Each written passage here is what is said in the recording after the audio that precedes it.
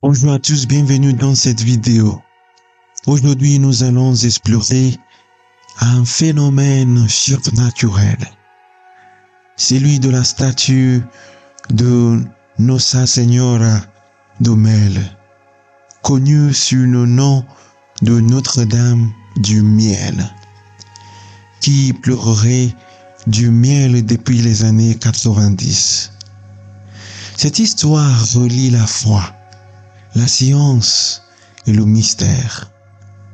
Et nous allons découvrir les faits historiques et les analyses scientifiques qui entourent cette statue unique.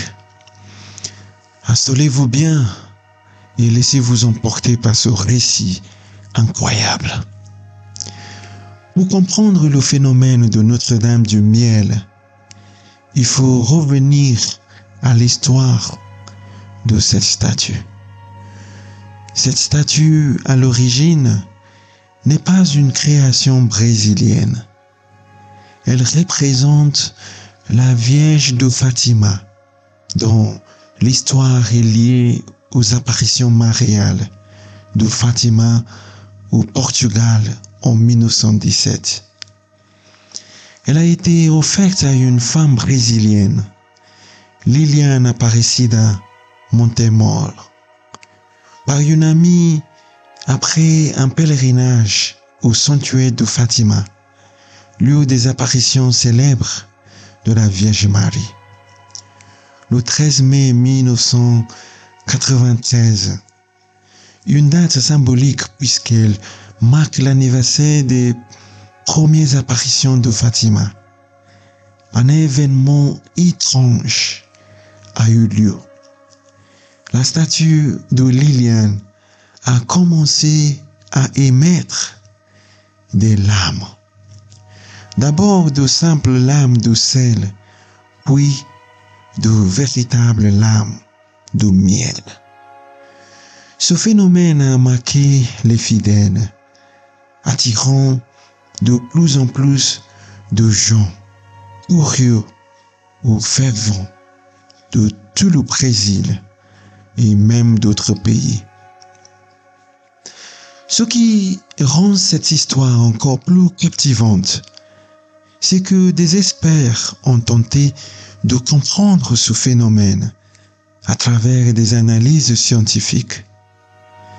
Des échantillons de ce miel miraculeux ont été prélevés pour des analyses en laboratoire. Selon des témoignages d'experts, les composants du miel sont similaires à ceux du miel naturel, mais il y aurait certaines anomalies difficilement explicables, comme sa provenance et sa consistance. Ce n'est pas tout. Des chercheurs ont examiné de près les yeux de la statue et ont fait une découverte surprenante. Les yeux réagissent à la lumière comme ceux d'une personne vivante. Ils ont observé un certain effet de réflexion de l'iris, phénomène qui reste inexpliqué scientifiquement. Certaines hypothèses avancent que la matière des yeux pourrait refléter la lumière d'une façon particulière, mais rien de concluant n'a été prouvé. Au-delà des larmes de miel, des récits rapportent des guérisons inexpliquées. Des gens affirment avoir été guéris de maladies chroniques et d'autres souffrances après avoir touché ou consommé le miel émanant de la statue. L'histoire raconte qu'une simple goutte de ce miel aurait des vertus curatives, bien que cela reste largement dans le domaine de la foi et du miracle. Pour les croyants, ce phénomène n'est pas un simple événement surnaturel, mais une preuve tangible de la présence divine. Il considère ces lames de miel comme un message de la Vierge Marie, symbole de douceur et de compassion. La statue est devenue un lieu de pèlerinage, attirant des personnes en quête d'un miracle ou d'une expérience spirituelle.